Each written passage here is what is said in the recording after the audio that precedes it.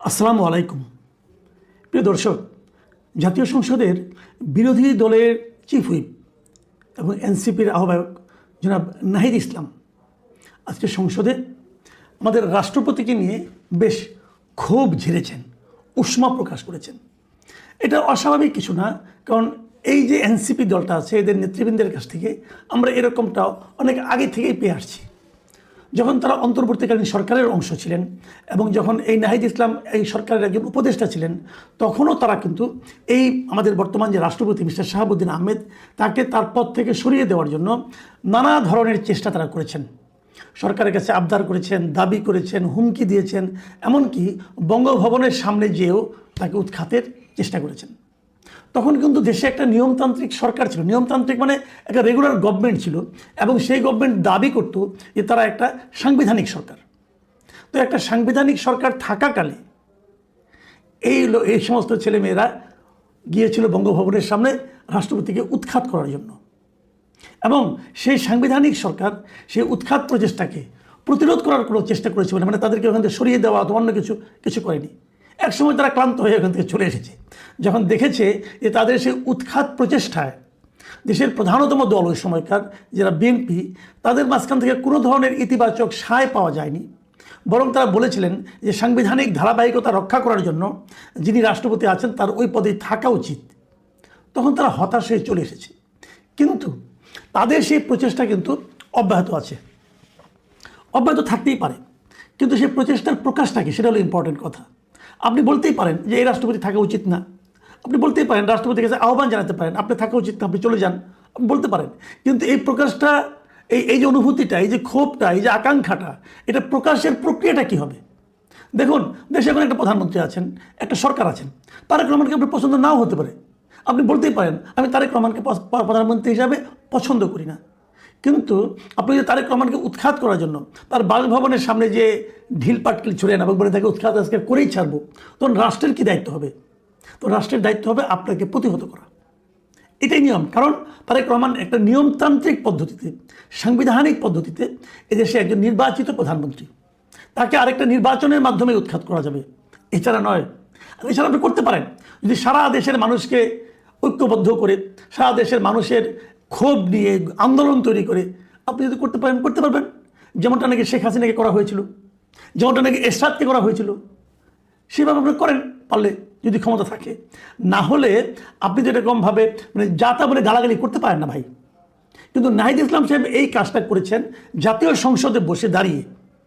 জাতীয় সংসদ কিন্তু একটা পবিত্র জায়গা, সেই জায়গায় দাঁড়িয়ে আপনি যেভাবে কথা বলেছেন সে কথাগুলো আমি বলবো, একটু আপনাদেরকে আমি শোনাবো। আপনারা নিশ্চয়ই মধ্যে পড়েছেন, তারপর আমি একটু শোনাবো, কারণ তার কিছু কিছু বাক্যকে আমি একটু বিশ্লেষণ করার চেষ্টা করব।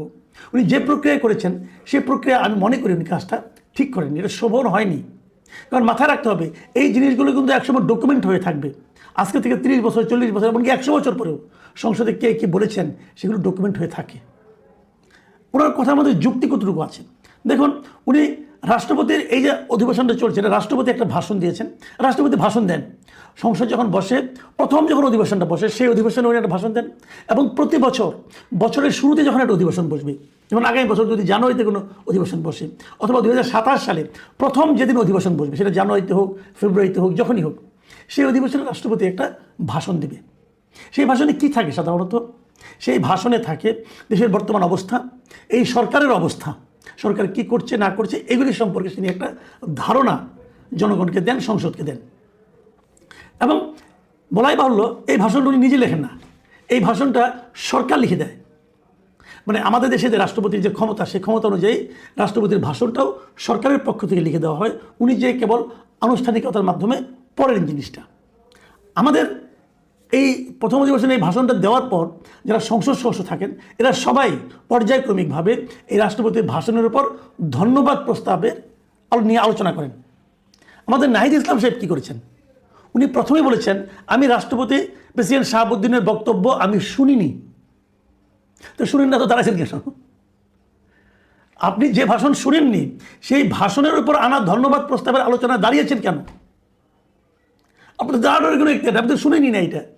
এবং তারপরে আপনি উনি আরও বলেছেন যে এ নিয়ে আমার বলার কোনো আগ্রহ নাই। তো আগ্রহ নাই তো খারাই গেছেন কেন ভাই? তো আগ্রহী নেই, চুপচাপ থাকেন, বলেন এই ভাষণ আমি শুনি নাই, এটি নিয়ে আমি কোনো আলোচনা করবো না।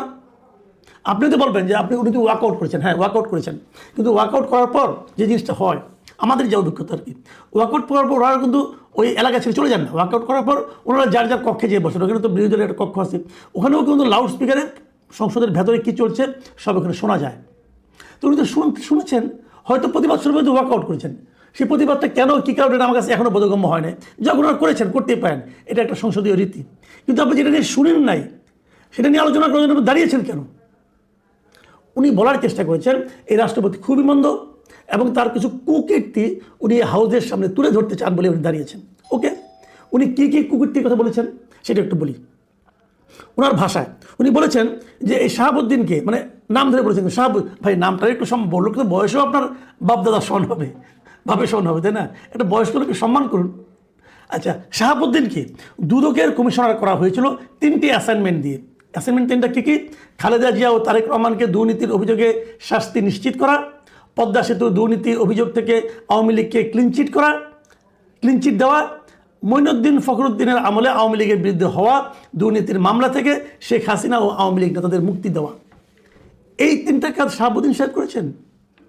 এই 3টা কাজের সঙ্গে আর কেউ জড়িত ছিলেন না। পুরো দায় আপনি শাহাবুদ্দিন আহমেদকে দিয়ে দিলেন। শাহাবুদ্দিন আহমেদকে পুরো কাজগুলো করার মতো অবস্থানে তখন ছিলেন। দুদকের পরিচালকের হাতে কতটুকু ক্ষমতা থাকে? দুদকের একজন চেয়ারম্যানও তো থাকে, একজন চেয়ারম্যান থাকে, আরও বেশ কয়েকজন পরিচালক থাকে। উনি এককভাবে ক্ষমতা অধিকারী ছিলেন, ধরলাম ছিলেন। যদি অন্যায় হয়ে থাকে ওনার বিচার করবেন, আপনি ওনার বিরুদ্ধে মামলা করবেন। কিন্তু সমস্যা হলো উনি যতক্ষণ প্রেসিডেন্ট থাকবেন তখন তো মামলা করতে পারবেন না। ঠিক আছে, প্রেসিডেন্ট পদে চলে যাওয়ার পর মামলা হবে, কিন্তু এই ধরনের অপরাধ আপনি আর যেগুলো আপনি বলেছেন তো আপনার অভিযোগ একটাও তো প্রমাণিত না। ওনাকে যে এই 3টা অ্যাসাইনমেন্ট দেওয়া হয়েছিল আপনি কোথায় শুনছেন? কোনো প্রমাণ আছে আপনার কাছে? নাই তো। এরকম অভিযোগ তো আপনার যে নেতা তাদের বিরুদ্ধে আছে, আপনার বিরুদ্ধেও আছে। যে ডক্টর ইউনূসের সঙ্গে আপনি ছিলেন, ডক্টর ইউনূসের বিরুদ্ধেও আছে। তাহলে ডক্টর ইউনূস যখন প্রধান উপদেষ্টা হন তখন তো তিনি অলরেডি কনভিক্টেড, এবং সেই মামলা যে মামলা তার ভিতরে কনভিকশন হয়েছে, উনি সেই মামলার ক্ষতি, মানে যে সাজা হয়েছিল উনি সাজা উনি দিয়েও দিয়েছেন, মানে জেল কাটেন নাই, যে ক্ষতিপূরণ ওনার কাছে চাওয়া হয়েছিল উনি সেটা দিয়েও দিয়েছেন। তার মানে উনি নিজের অপরাধ স্বীকার করেছেন। তখন তো আমরা কোনো ঝামেলা হয় নাই ভাই। দেখুন, একটা কথা বলি, এবং আমি আরেকটা কথা বলি। উনি আরেকটা বলেছেন কি, আমাদের দুর্ভাগ্য এই দুর্নীতিবাজ মিথ্যুক অপদার্থ এখনও বাংলাদেশের প্রেসিডেন্ট। একটা প্রেসিডেন্টকে আপনি এই ভাষায় বলতে পারেন না। উনি মিথ্যুক কীভাবে, অপদার্থ কীভাবে প্রমাণ করেন তো? আপনি করেন? আপনি যদি হয়, অনেক সময় মিথ্যুক এবং অপদার্থরা সবাইকে তাই মনে করে, এটা এক সময় হয়, কিন্তু আপনি এভাবে যে বললেন কথাটা, একটা কথা মাথায় রাখবেন ভাই, রাষ্ট্রপতি কেবল একটা ব্যক্তি না, রাষ্ট্রপতি একটা প্রতিষ্ঠান, এটা ইনস্টিটিউশন। এটা সব দেশে এভাবে মানা হয়। যে সমস্ত দেশগুলো পার্লামেন্টারি সিস্টেমে চলে সেখানে রাষ্ট্রপতিকে একটা ইনস্টিটিউশন হিসেবে মানা হয়। ভারতের কথা ভাবেন, উদাহরণ দিয়ে বলি, ভারতে 2014 সালে যখন বিজেপি ক্ষমতায় আসলো, তখন কংগ্রেসকে হারিয়ে আসলো, তখন কংগ্রেস কর্তৃক নির্বাচিত রাষ্ট্রপতি ছিলেন প্রণব মুখার্জি। তখনও প্রণব মুখার্জির মেয়াদ আরও কয়েক বছর বাকি ছিল। বিজেপি কিন্তু প্রণব মুখার্জিকে সরিয়ে দেয়নি।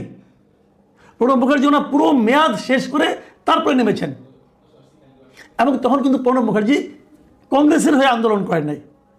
কারণ বাংলাদেশে এবং পৃথিবীর সব দেশেই, মানে এই সমস্ত আপনার পার্লামেন্টারি সিস্টেম, গণতন্ত্রে রাষ্ট্রপতি একজন নির্দলীয় লোক, যে কারণে রাষ্ট্রপতি হওয়ার আগে ওনাকে সকল দলের সঙ্গে তার সম্পর্ক ছেদ করে আসতে হয়।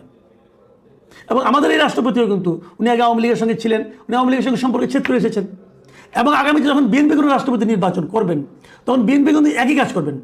হয়তো উনি ওনার দলের কোনো সিনিয়র লিডারকে রাষ্ট্রপতি বানাতে চাইবেন, কিন্তু ওই সিনিয়র লিডার কিন্তু রাষ্ট্রপতি ইলেকশন করার আগ মুহূর্তে, নমিনেশন সাবমিট করার আগ মুহূর্তে ওনার দল থেকে পদত্যাগ করে নমিনেশন সাবমিট করতে হবে। এটাই নিয়ম। এখন তার বিরুদ্ধে কোনো অভিযোগ থাকতে পারে, এখন তার অভিযোগ থাকলে সেটা নিয়ে আপনি এবার আলোচনা করবেন।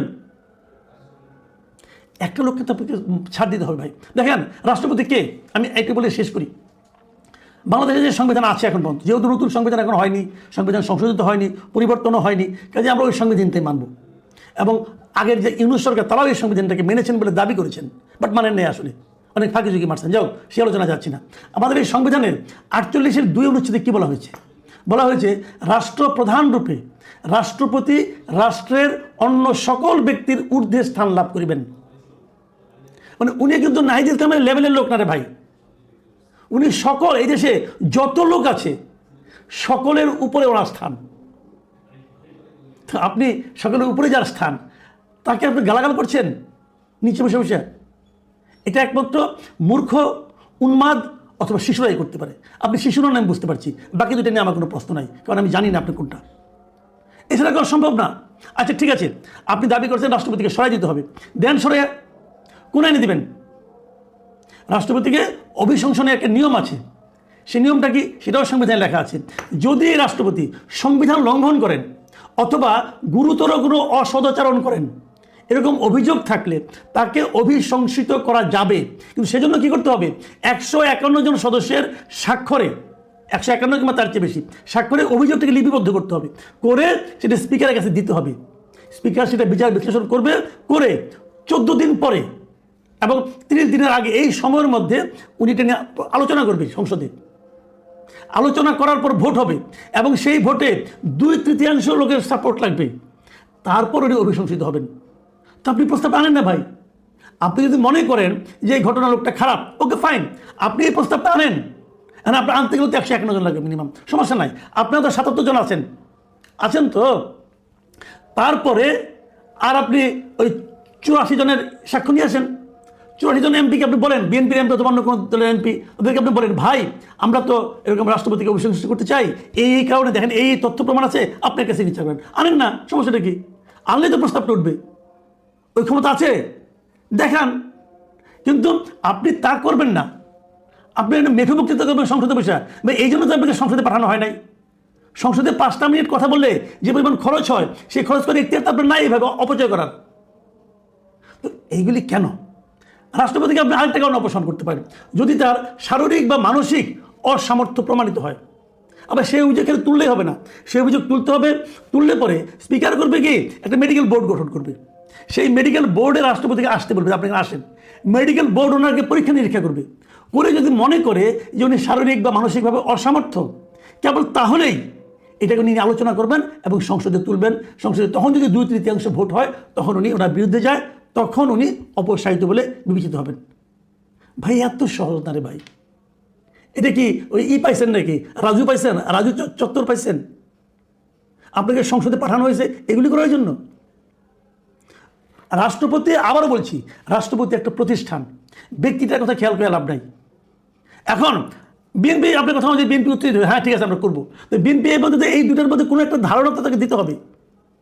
অথচ দেখেন আপনারা যেরকম গোয়ারটমি করেন, রাষ্ট্রপতি নিজে কি বলেছেন? উনি কিন্তু একবার রয়টার্সের একটা ইন্টারভিউতে বলেছিলেন, যদি বিএনপি চায়, যদি বিএনপি মনে করে তারা এই রাষ্ট্রপতিকে রাখতে চায় না অথবা এই রাষ্ট্রপতির সঙ্গে কাজ করতে অস্বাচ্ছন্দ্য বোধ করছে, যদি এরকম চায় বিএনপি, তাহলে উনি নিজের থেকে পদত্যাগ করবেন। ভাই এই যে সৌজন্যতা, এই যে ভদ্রতা, এটা বোঝার মতো ক্ষমতা মনে হয় আপনাদের নাই। চিৎকার চেঁচামেচি করে কাজ হয় না। একটা সিস্টেমে দেশ চলে, সংবিধান অনুযায়ী দেশ চলে, একটা নিয়মে চলে। আপনার ওই চিৎকার চেঁচামেচিতে দেশ চলবে না। আমার কথাগুলো তো রুড হয়ে যাচ্ছে, কিন্তু এটাই বাস্তবতা। হতে পারে আপনি বলবেন যে না এটা আমার রাজনীতি, হ্যাঁ তাও হতে পারে, হয়তো এটাই আপনার রাজনীতি, এটাই আপনি অস্বাচ্ছন্দ্য বোধ করেন আপনি, এতে হতে পারে। কিন্তু এই রাষ্ট্রপতির যখন নাকি আপনার শপথ নিতে হয়, তখন কিন্তু এই রাষ্ট্রপতির কাছে শপথ নিতে আপনার কোনো আপত্তি ছিল না। বন্ধু উপদেষ্টা হয়েছিলেন এই রাষ্ট্রপতির আন্ডারে, এই রাষ্ট্রপতির কাছে শপথ নিয়েছিলেন, নেন নাই? তখন বলতে পারতেন ওনার কাছে আমি শপথ নিব না, তা বলতে পারতেন না। ওনারা বললে ওই উপদেষ্টা নরম চেয়ারটা পেতেন না। আমি ওনাদেরকে বলি, এনসিপি লিডারদেরকে বলি, ভাই জীবনে কি হতে চেয়েছিলেন জানি না, কিন্তু কোনোদিন মন্ত্রী হবেন, মানে উপদেষ্টা হবেন, অথবা এত দ্রুত এমপি হয়ে যাবেন, এই চিন্তা আপনারা করেন নাই। একটা সময়, একটা স্রোত আপনাদেরকে এখানে এনে দিয়েছে, যা দিয়েছে সেটাকে সদ্ব্যবহার করার চেষ্টা করুন। অপব্যবহার করে মানুষের কাছে নিজের অবস্থানটাকে দুর্বল করে দিন না।